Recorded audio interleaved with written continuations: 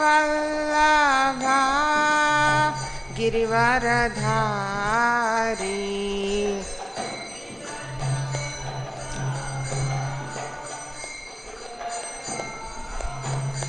जय गोपी जन वल्लभा गिरिवरधारी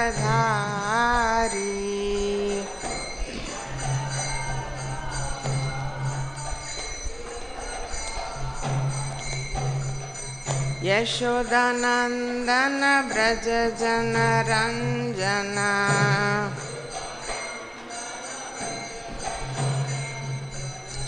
यशोदानंदन ब्रज जन रंजना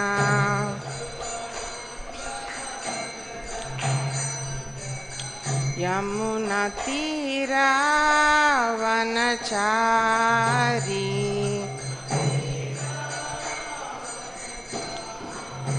यमुना तीरा वनचारी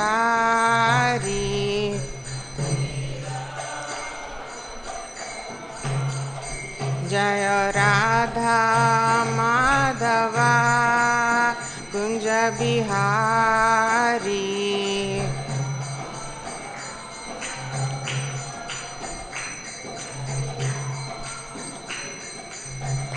हरे कृष्णा कृष्णा कृष्णा हरे हरे हरे रामा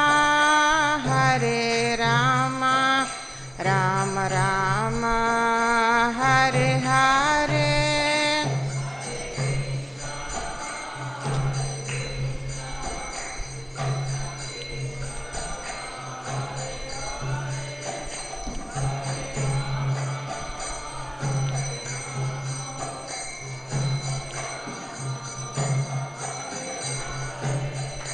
हरे कृष्णा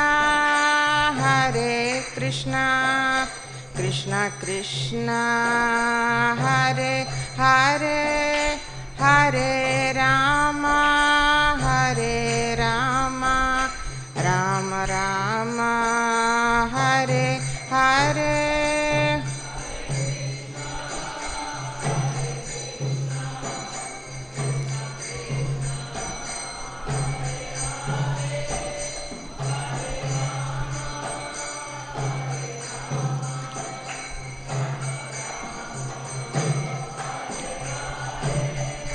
जय राधा माधव राधे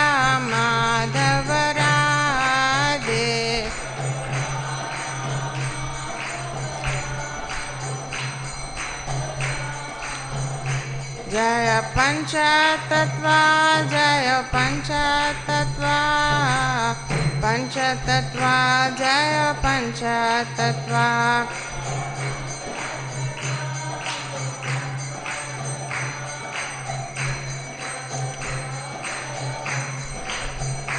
जय नरसिंहदेव जय प्रहलाद महाराज नरसिंहदेव जय प्रहलाद महाराज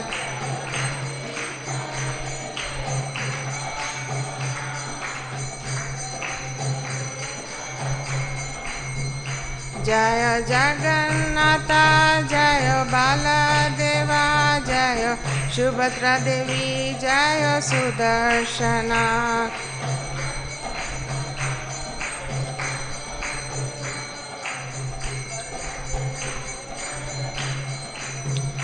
जय जय प्रभुपाद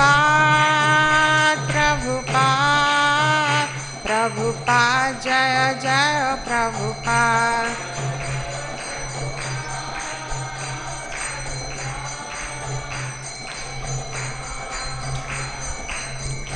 नित्य गौर हरि बोल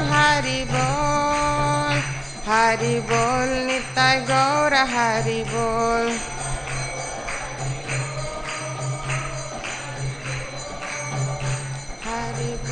नित्य गौर हरि बोल। जय ओम विष्णुपाद परमहंस परिव्रजाचार्य अष्टोत्तर Shri Shrimad divine grace A C Bhaktivedanta स्वामी श्रील प्रभुपाद की जय।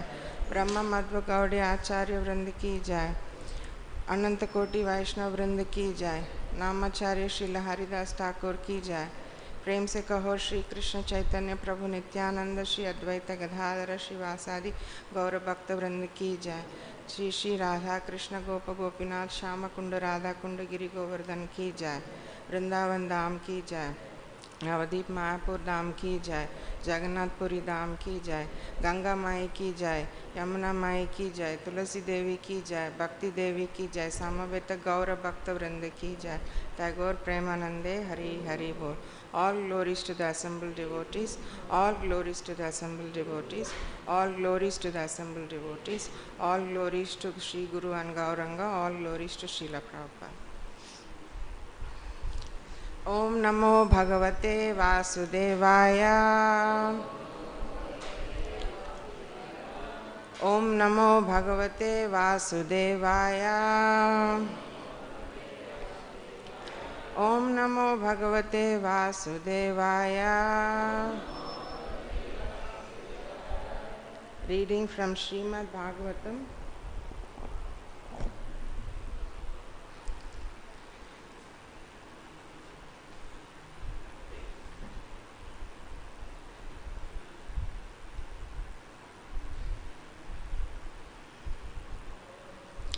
Canto 1, Chapter 17, title Punishment and Reward of Kali, Text 20. Apratarkyād anirdeśyād iti keṣv niścayaḥ atrānurūpaṁ rāja-ṛṣe vimṛśa sva-manīṣayā apratarkyād anirdeśyād iti keṣv niścayaḥ atrānurūpaṁ rājarṣe vimṛśa sva-manīṣayā apratarkyād anirdeśyād iti keṣv niścayaḥ atrānurūpaṁ rājarṣe vimṛśa sva-manīṣayā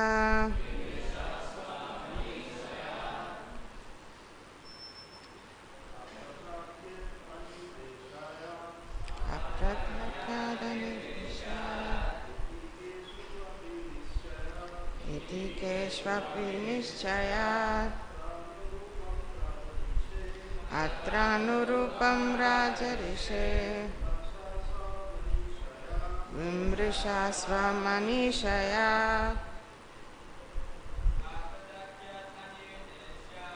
apratarkyād anirdeśyād iti keṣv niścayaḥ atrānurūpaṁ rājarṣe vimṛśa sva-manīṣayā apratarkyād anirdeśyād iti keṣv niścayaḥ atrānurūpaṁ rājarṣe vimṛśa sva-manīṣayā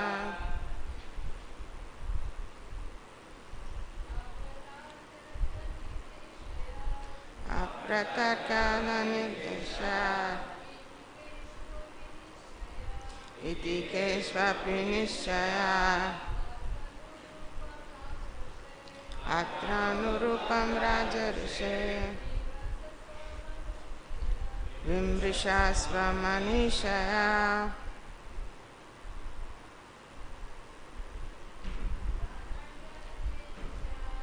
apratarkyād anirdeśyād iti keṣv niścayaḥ atrānurūpaṁ rājarṣe vimṛśa sva-manīṣayā.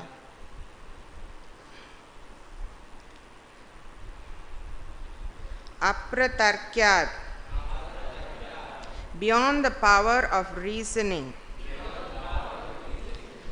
Anirdeśyād, beyond the power of thinking. Iti, thus. Keṣu, someone. Api, also. Niścayaḥ, definitely concluded.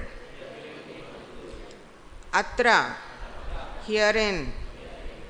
Anurūpam, which of them is right?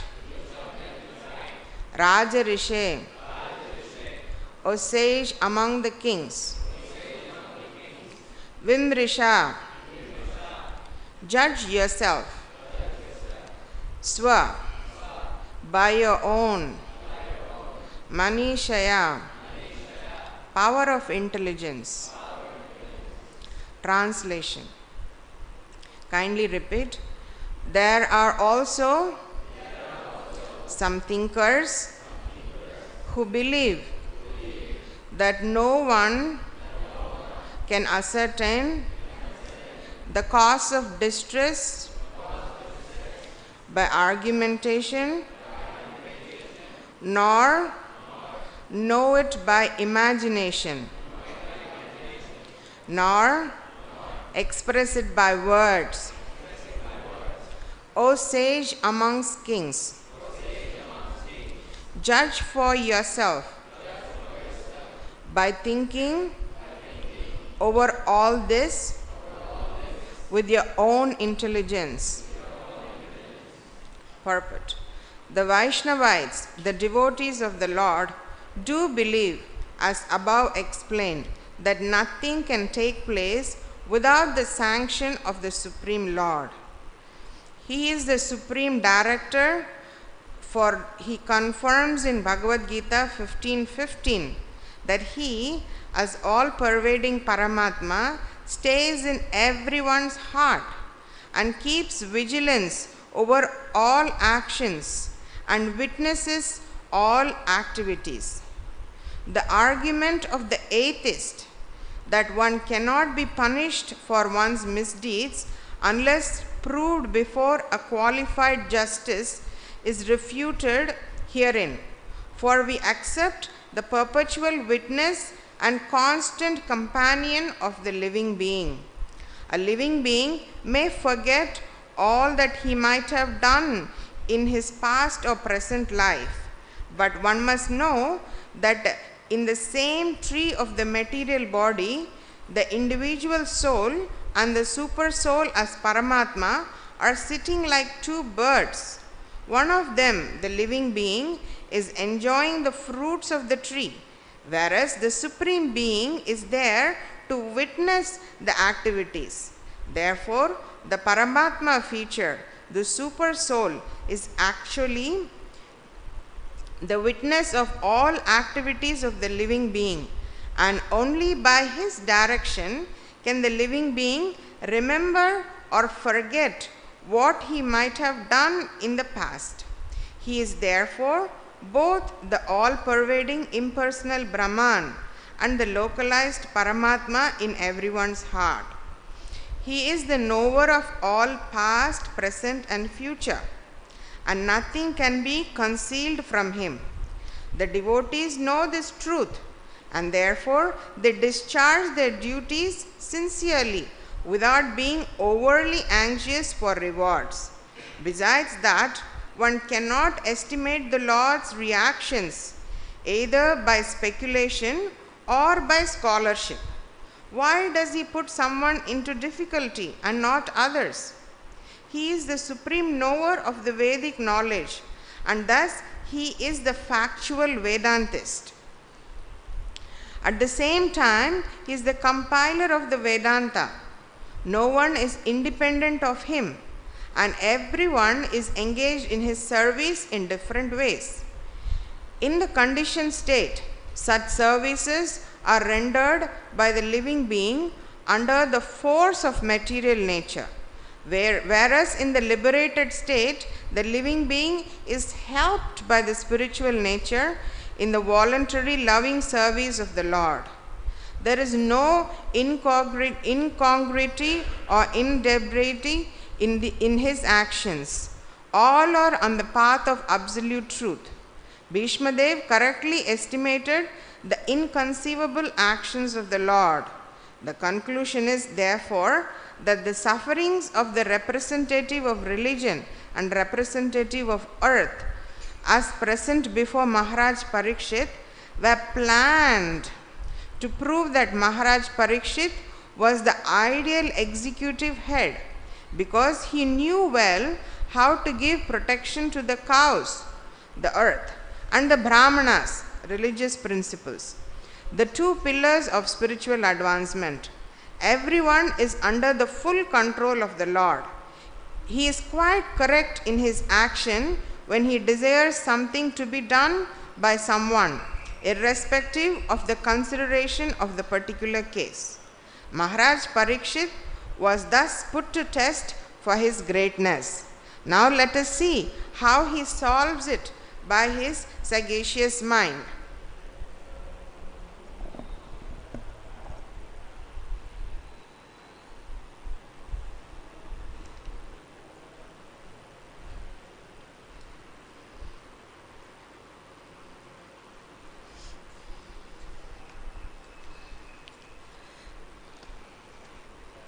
So in this chapter, we are seeing the chapter begins with Parīkṣit Maharaj observing that there is a bull, a white bull, very beautiful like a white lotus, and there is a cow.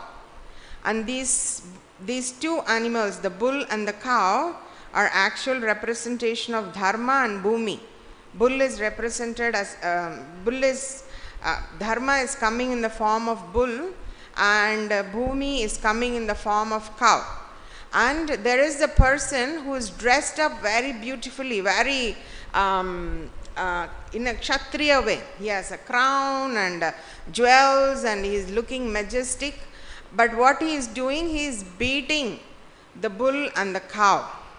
And Parīkṣit Maharaj is observing that the three legs of the bull are broken, and the bull is standing in one leg only, and he is fearful, he is trembling, he is urinating, and tears are flowing from his eyes.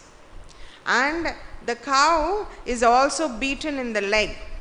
So Parīkṣit Maharaj becomes very angry, and he immediately stops this person. And he first addresses the cow and the bull, and he assures them, I will protect you both, don't worry. And then he chastises the person who is beating them. He's saying, you are dressed up like some high class person with crown and jewels and all this nice decorations. But from your behavior, you look like a low class person. Who will go to beat a helpless animal, that too a cow and a bull? What kind of person are you? I will punish you. I will make sure that in my kingdom, people like you can never exist. So he is chastising. Then he asks the bull and the cow, please tell me who is the person who caused this pain to you, and I will punish them. Because this is the law of judgment. You might see like you're going in a scene, you see somebody is beaten up, and you see another guy with a stick or whatever. It is very obvious that maybe the guy with the stick was beating the guy who was on the floor with injury. But a good judge will never assume. So that is why Parīkṣit Maharaj openly asked, you tell me. When the victim confesses, this is the person who beat me, then the king gets the authority to give the judgment. So he asked for what is called the FIR, give me the FIR, so I will take action against him. And interestingly, even though the victims were right there and the culprit was right there, the bull started speaking some philosophy. From verse 17 to 20, the bull is giving a philosophical explanation of what is happening to him and the cow. The personality of religion said, these words are just spoken by you befit a person of the Pandava dynasty. Means what he was asking. Please tell me who harmed you, I will punish them. Captivated by the devotional qualities of the Pandavas, even Lord Krishna, the personality of Godhead, performed duties as messenger. So he glorifies the king. O greatest among human beings, it's very difficult to ascertain a particular miscreant who has caused us suffering, because we are bewildered by all the different opinions of theoretical philosophers. Some of the philosophers who deny all sorts of duality declare that one's own self is responsible for his personal happiness and distress. Others say that superhuman powers are responsible, while yet others say that activity is responsible. And the gross materialists maintain that nature is the ultimate cause. And today's verse, there are also some thinkers who believe that no one can ascertain the cause of distress by argumentation, nor know it by imagination, nor express it by words. O sage among kings, judge for yourself by thinking over all this with your own intelligence. So they don't say directly one answer. They give a whole list of reasons and what they heard, what they are hearing from different people as what can cause a particular action to happen. So it leaves us in a cliffhanger. So what is it actually? Who is actually the cause? You know, is it the nature? Is it the person? Is it the superhuman? Is it the senses? Or is it by chance? Of course, he makes it very clear that you cannot prove this idea by arguing or imagining. So you have to give correct conclusion. No? So they are testing Parīkṣit Maharaj. Give the correct conclusion. Use your intelligence and you tell us who caused our pain. So we are left with the confusion. Oh, who actually causes? So the answer is given by Lord Krishna in Bhagavad-gītā chapter 18, verses 13 and 14. O mighty armed Arjuna, learn from me of the 5 factors which bring about the accomplishment of all actions. So if some action is done, these 5 things are the causes. These 5 factors are the ones that cause this action. Would you like to know what are these 5? Okay. These are declared in Sankhya philosophy to be the place of action, the performer, the senses, the endeavor, and ultimately the super soul. So these are the 5 factors that decide how an action is completed. You know, there is sometimes when our children go for exam and come, or we attempt an exam and come, we ourselves may lament, or we might have heard our children lament. Oh, that girl or that boy, they never study. They go to exam just studying this 1 or 2 chapters, and all the questions will come from that chapter. And they will do the exam so well and they'll get such good marks. Me, on the other hand, I study everything and I just leave those 2 chapters. And they will ask all the questions from those 2 chapters only. And I fail. So God is so unfair. Yeah, so these things come, you know. How is that this child did so much hard work but still failed in the exam? And this child who didn't do so much hard work somehow did so well in the exam. So how is it happening? That is the test that Dharma and Mother Earth or placing in front of Parīkṣit. Srila Prabhupada says they are asking this question because they want to test Parīkṣit Maharaj. And Srila Prabhupada says in the Purport that for devotees there is no confusion, because devotees have this knowledge from Bhagavad-gītā. It is not that I decide, I study nicely and go, I studied for 12 hours. So the one who studied 12 hours, if he is destined to get 100 marks, the one who studied for 6 hours should get only 50 marks. It doesn't happen like that. So it's not me who decides. Okay? Then senses. That's one more factor. A person with sharp senses, a person who's not using his senses properly, they play a role. Somebody reads it one time, they don't have to spend 12 hours, it just sticks to their memory. Somebody who has to repeatedly learn. So senses seem to play a role there. So the performer is there, the senses is there, the play seems to play a role. The situation where you are in.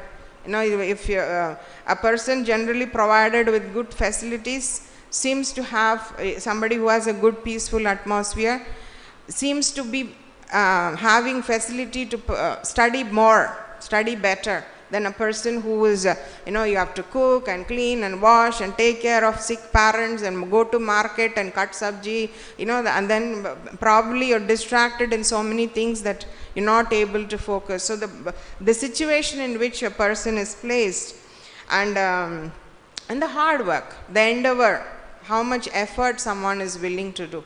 Maybe before exam they may be doing so much work because they're coming from such a family background or something, but throughout the year maybe they did a lot of endeavor, and that will count.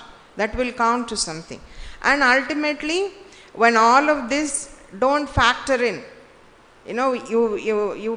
this student is hardworking, and very intelligent, good senses, and has a good situation and all of that, and then you expect something to happen, they will score well or something. But if it doesn't happen that way, then that the veto, there is a board, big board is there, and everybody votes, yes, I like to do this, I like to do this, I like to do this. But there is one person sitting in the board that one person's vote will be equivalent to all the others and more. So if there is a company with 7 people, and then 6 people are saying, we want to vote for this to happen. But there will be that one person who can say, no, I don't want it. And that one vote will nullify all the 6 votes. And that one vote is from Paramātmā.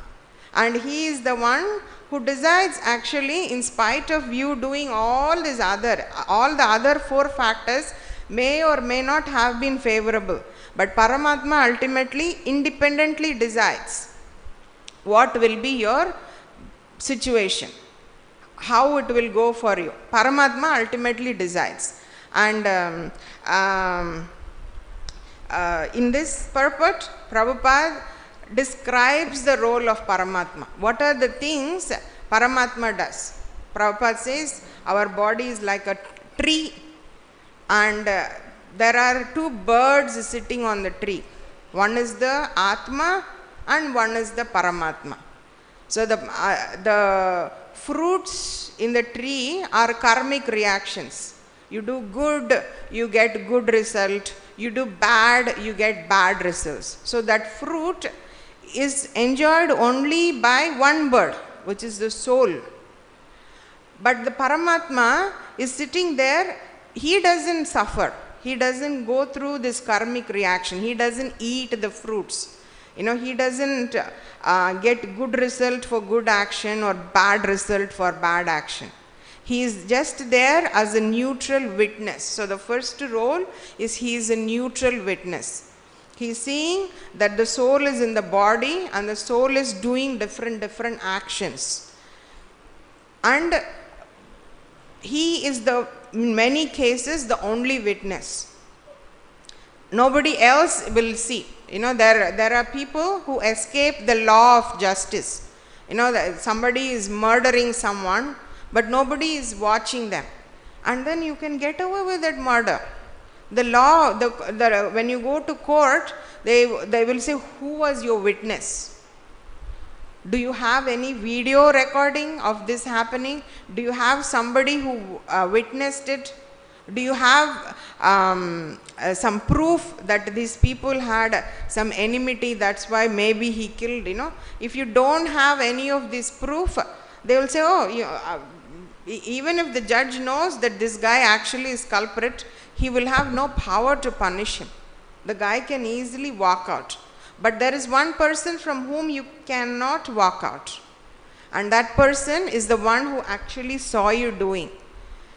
And that person saw you doing from the time your thought about it came. Not just the action, but the way you thought about it, the way you processed that thought, the way you planned, and then how you executed, and how smartly you hid yourself from camera, CCTV camera, everything, yeah? All of that you might have escaped, but you cannot escape the witness of Paramātmā. The second role of Paramātmā, he is the judge. So he saw you doing it, you escaped from the law of man, but Paramātmā will judge you. There is no escaping him. And that is why we will often see people who are in deathbed, who are about to die, they will call for people towards whom they have done something bad. You know, the grandmother or grandfather will say, hey, I want to see that uncle of yours. I say, why you want to see him? I want to talk to him. And if you actually are part of that conversation, most of us don't sit with grandparents. But some of us are forced to sit because we are their babysitters, no? Mama has gone to work, you know, she say, you have to give milk, you have to this, you have to change diapers. So you can observe what grandparents are talking when they call those relatives. Paramātmā in their heart is now judging. They're going to get some result. So that makes them afraid. So they will immediately call and say their sorries. I'm sorry. You know, this incident might have happened like 10 years ago or 20 years ago. But at the moment of death, it will come. Paramātmā will start bringing those film rolls from the bottom of the memory. So you will think about all those people.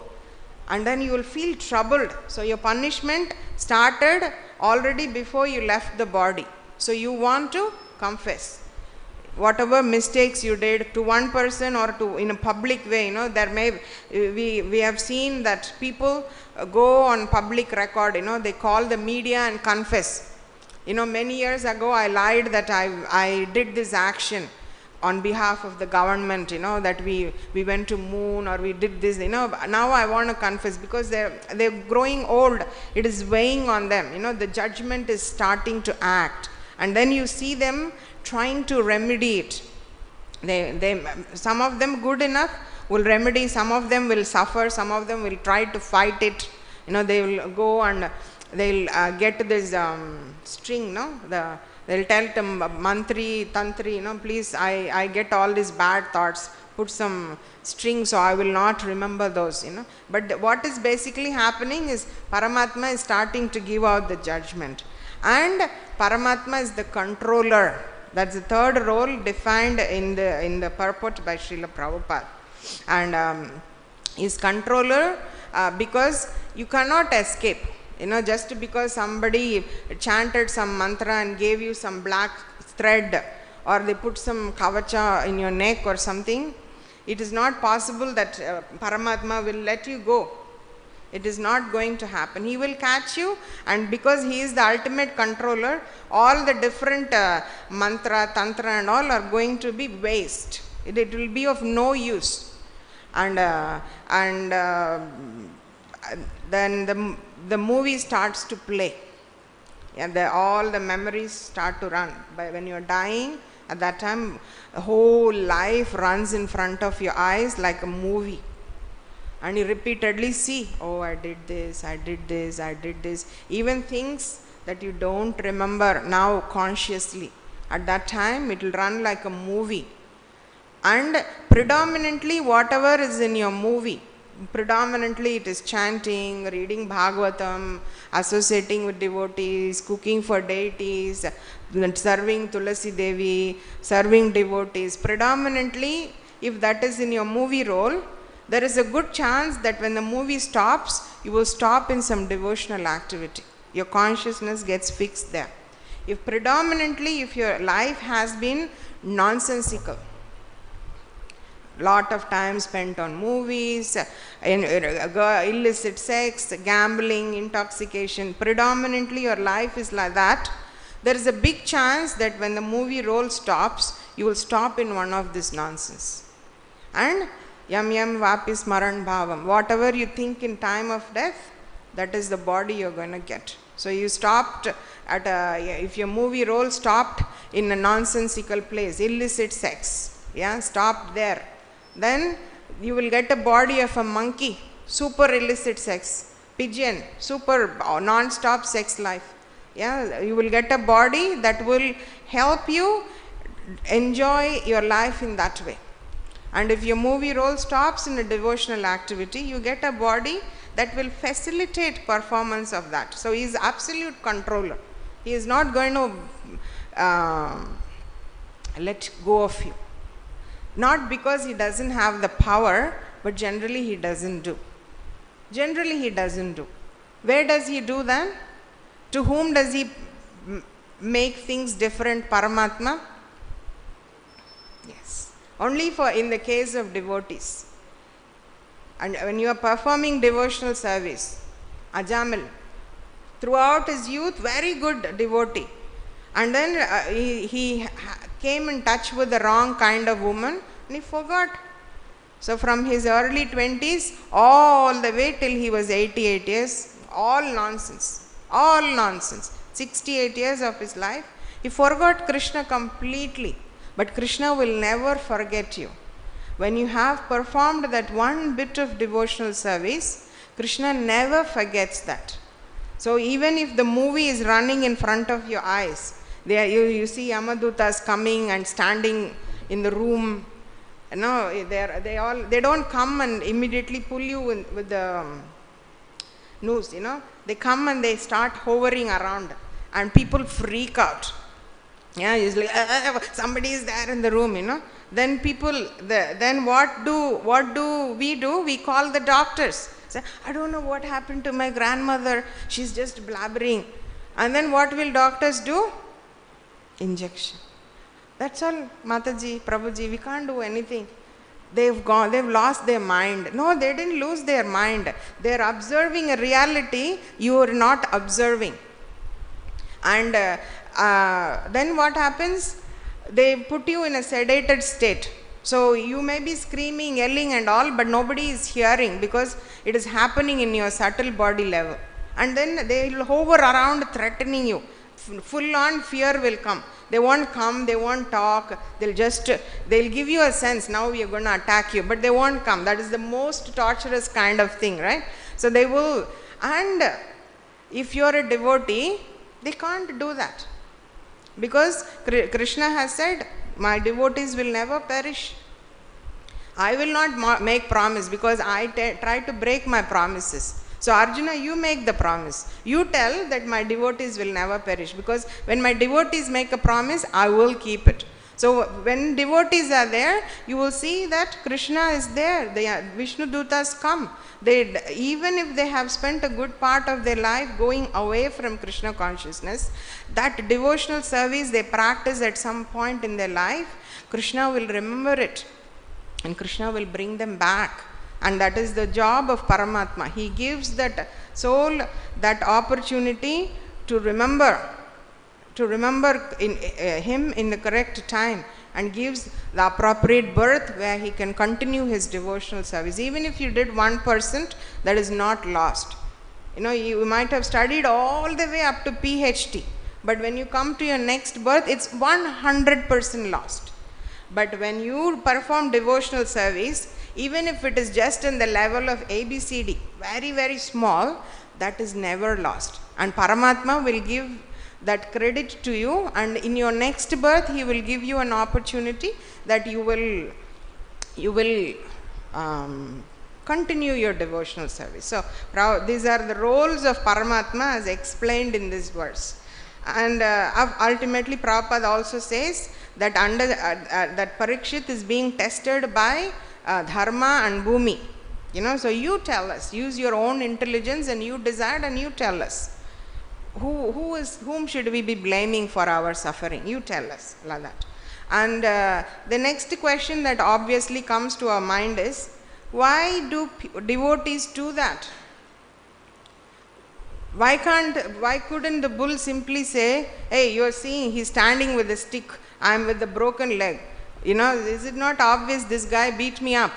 Why are they saying, some people say it's the nature, some people say we are the cause. Why do devotees take shelter of philosophy? When there is suffering, why do we take shelter of Bhagavatam? Why don't we directly try to see what is the cause? Because we know, devotees know, that reversals bring the best out of us. When something bad is happening to us, that is the place where we have the best opportunity to take shelter of Krishna. We may not have gone through like some tremendous reversal. It could be something like I have to catch a bus at 6 o'clock in Hularghat. Yeah. And I am 5:55. I'm still not out of my house. I'm carrying this big suitcase. Narshingadev, Narshingadev, Narshingadev. The amount of prayer, the intensity with which we depend on Krishna, only Krishna can make the bus stop. Nobody else. Otherwise, 6 o'clock it generally leaves. And then you go there, to your surprise, they're just changing the tire or whatever, And then it's like, and then you get the nice seat and say, oh, Krishna is so kind, thank you, So when we might not have faced the distress like what pure devotees would have faced. Kunti Devi, 5 sons put in a palace and set fire.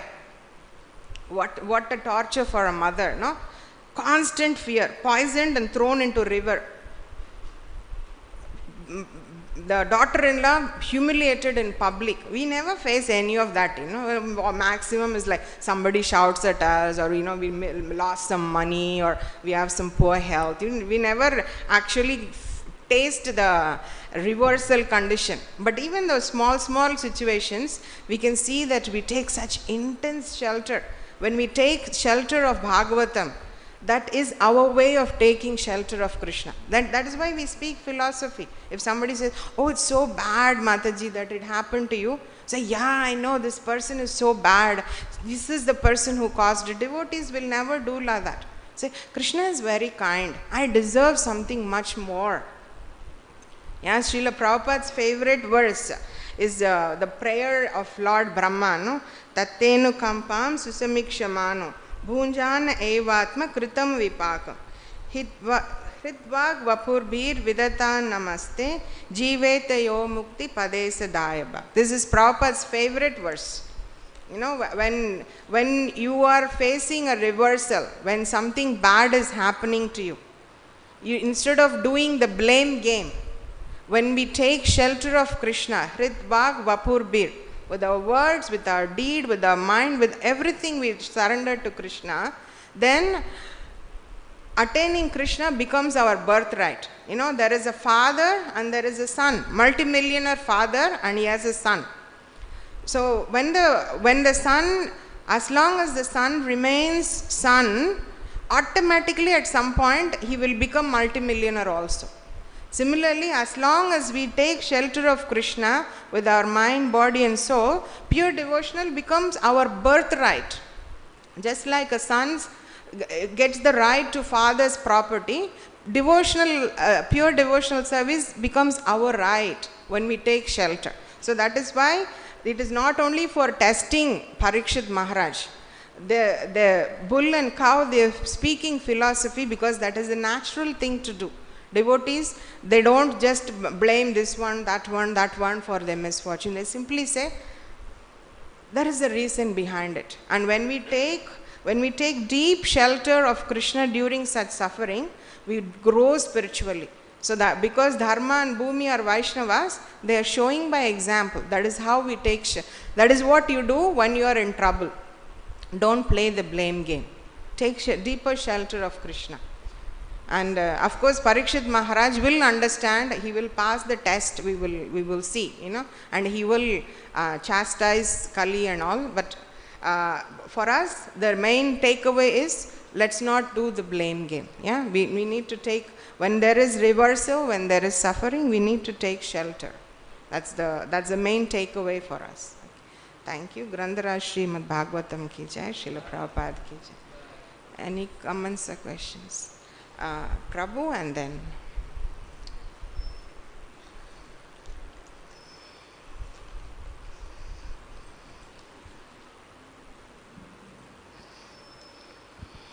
Hare Krishna Mataji, thanks for beautiful lecture.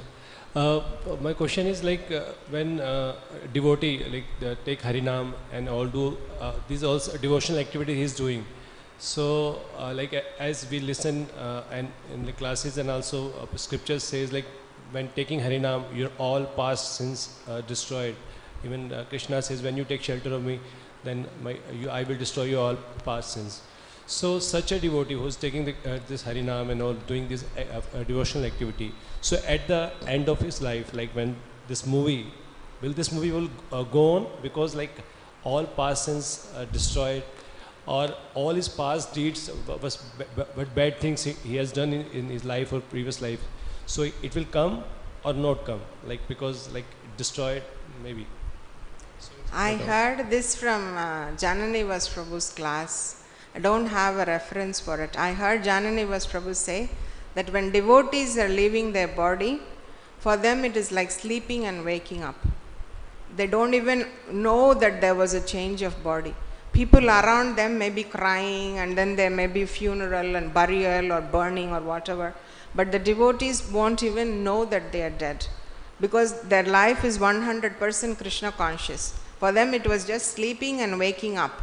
And they will just continue doing whatever they have been doing, because their life is 100% dedicated to Krishna. So they won't even know that they are dead. They will simply wake up in a new situation, and whatever is the situation, our business is to serve. So they will continue with their service. They will not go through the movie process. At the end, no movie means. No movie.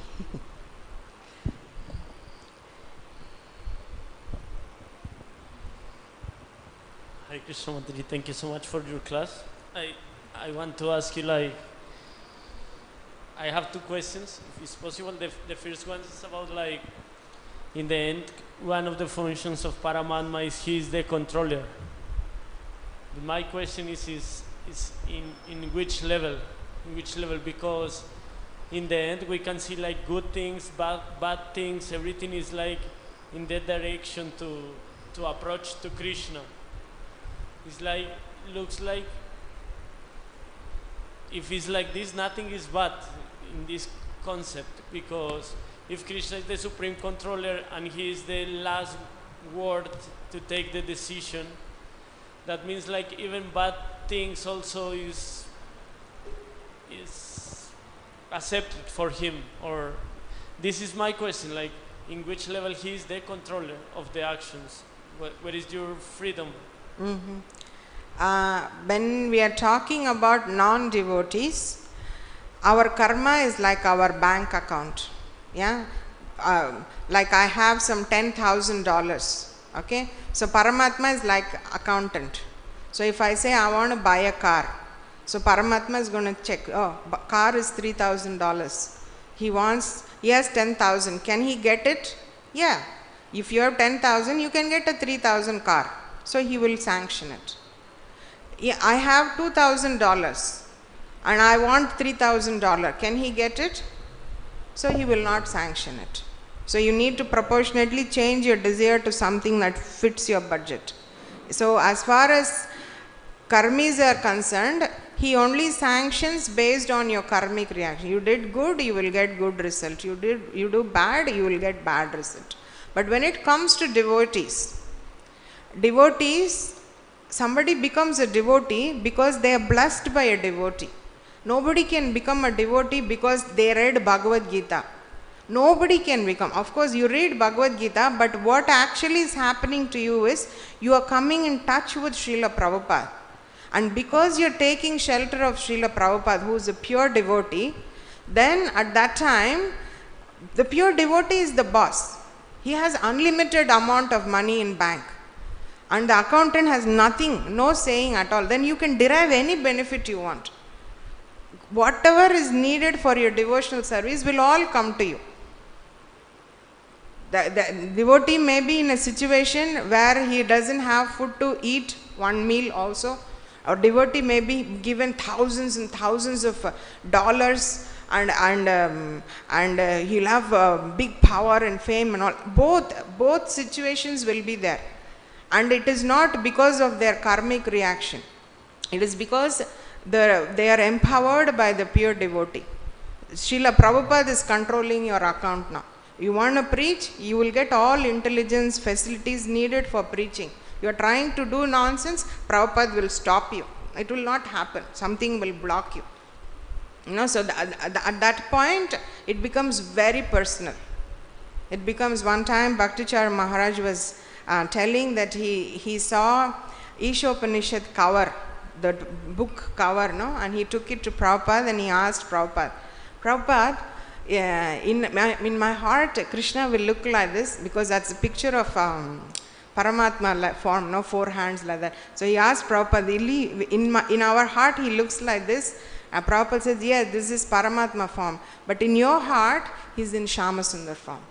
So for devotees, it's not anymore Paramātmā who is doing the bank dealings. Because we have come in touch with pure devotee, you will get a special treatment.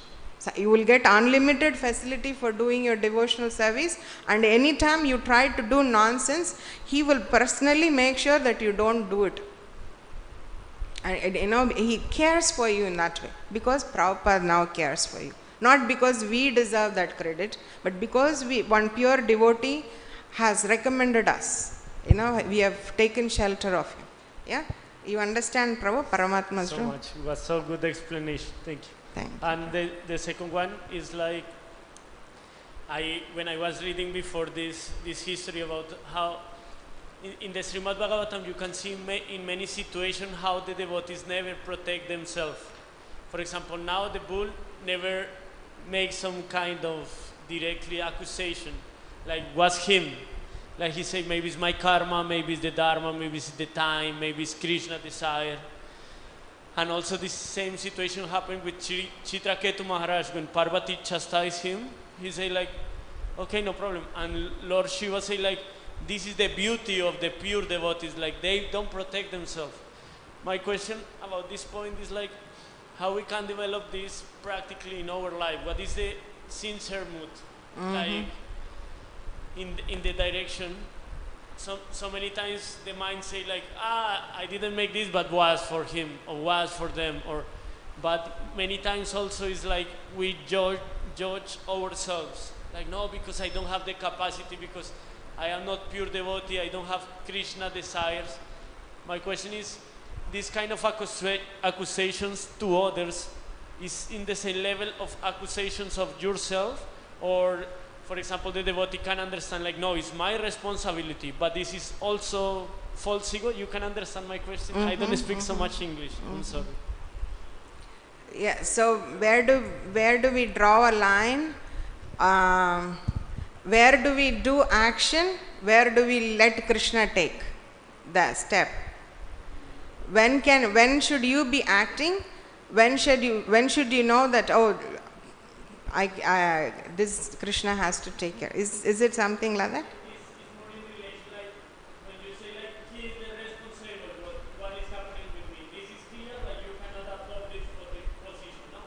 Like, okay, no one is responsible, I will take shelter in Srimad Bhagavatam, in philosophy, and I will try to understand the situation without criticizing no one, yeah? This is the position. My question is about, many times in myself, I see like, the tendency of my mind is to criticize him or to criticize myself, but never takes proper shelter.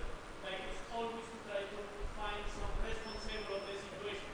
My question is, this criticizing yourself is the other side No, you don't have to necessarily criticize yourself. See, there is bull, Kali is causing pain.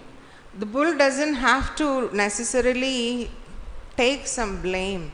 We may just say, I don't know what is happening. It could be my karma, it could be Lord's will, it could be that I got in a wrong place at wrong time. You know, just generally speaking, we don't have to unnecessarily feel guilty for something we didn't do. It could be karma, it could be Lord's will, it could be whatever it is. If you don't know for sure that you didn't do something wrong, it is not spiritually healthy to feel guilty for it. So you don't have to feel guilty. And it is also not wrong to defend yourself, to protect yourself. It is not considered bad to say that this person did something wrong. You know, becoming sincere does not mean we give up our intelligence. Oh, Krishna, you take care of me all the time. I'll walk in middle of the road. Where is the intelligence there, you know? We are actually testing Krishna like that. If I walk in middle of the road, so many buses and lorries and so many things are coming. Is that being sincere towards Krishna? We are actually challenging Krishna. If you really want me to be alive, you come and do arrangement, you know. No, sincerity is not lack of intelligence. So if you see that something is not okay for you to perform devotional service, it is okay to accept it. But what I am saying is, you should not get into some kind of a mental whirlpool in the process of trying to figure out why this is happening bad, and you know, this person is bad and there is a conspiracy theory, they want to kick me out or whatever. You know, instead of getting sucked in that whirlpool, give it how much weightage it actually deserves and you go ahead with your service. You need to complain about this person to your authority because they did something bad, you do it. But don't get stuck in the dimension, I will go to court, I will go to this, I will go to that, and I will speak about him everywhere, and I will make sure everybody knows. We don't need to do it, you know, because it is going to actually take us away. That is why in this kind of situation, it's very good to have an authority. You just go and you tell your spiritual authority, this has happened to me, what should I do? To whatever extent of action they ask you to do, you do it. And the rest of it you don't pursue. You don't. Sometimes we are given instruction, go to court case and fight. And then you do that also. Sometimes they say, hey, just leave this, go and do something else. Do that. And that is the best. We should not get our devotional service should not be blocked by the situation we are in. So it is our primary duty to make sure that all this decision making, blame doing, all this doesn't stop that, you know. Till whatever extent we can do that, you do it, you know. And best is to get some guidance from some authority, our spiritual authority, and go only to that extent. Yeah? Maybe it's not absolute answer, but I'm just sharing something. Hare Krishna Mataji, just a short query. Remembering Krishna at the time of death, there is one verse, we all know that Anto Kalecha means Paran Mukta Kalevaram. Prabhupada writes the translation, whoever at the end of his life quits his body remembering me alone. So does it mean that one who comes Krishna consciousness in later life, so at the time of death, one remembered in the previous life along with Krishna other things also, so that he or she came Krishna conscious in this life at the later stage? Is it the realization? Not at all. What is the content of the movie reel? Somebody may be practicing Krishna conscious throughout their life, so to say, but it might be very, very shallow. They may be doing so many, even though they came to devotional service very, very young, and maybe they're doing for many, many years and all, they may not have captured enough moments of Krishna consciousness.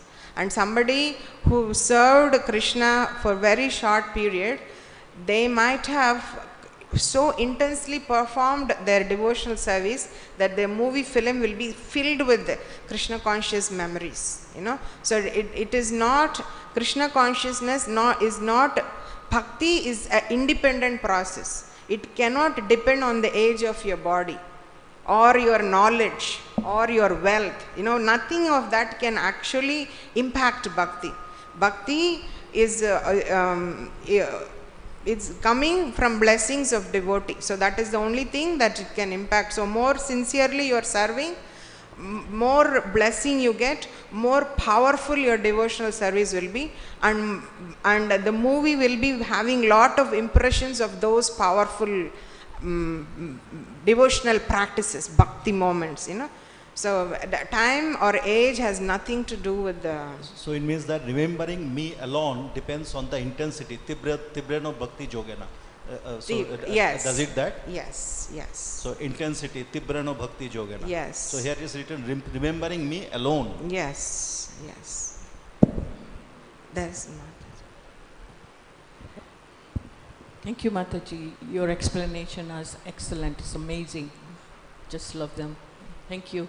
I just wanted to share with you that Satsrup Maharaj has pointed out in Lilamrita, Srila Prabhupada's favorite verse is the one where he says, where it says that if Krishna likes you, he can give you everything. But if he loves you, he takes away everything. So that is Srila Prabhupada's favorite verse. Another point I wanted to quickly make is we are in the process of studying the obstacles in our lives, devotees' lives, including the ones devotees in the Srimad Bhagavatam. So Satsrup Maharaj has written a very nice book about this same topic called Obstacles in Devotional Life. So that would help a lot of devotees. And the other reference I want to share with you is the one that you mentioned, or Srila Prabhupada said about in a devotee's heart is Shyam Sundar. And that reference is in the Birth of Krishna section, where it's mentioned how Vasudev transfers to Devaki. In that section it's mentioned that Shyam Sundar sits in the heart of devotees. Thank you very much. I always thought it applied only for Bhaktichara Maharaj. It's very beautiful to know that he's in Shyam Sundar form. So there is hope for me too. Thank you. Thank you for sharing this with us. Grantaraj Srimad Bhagavatam.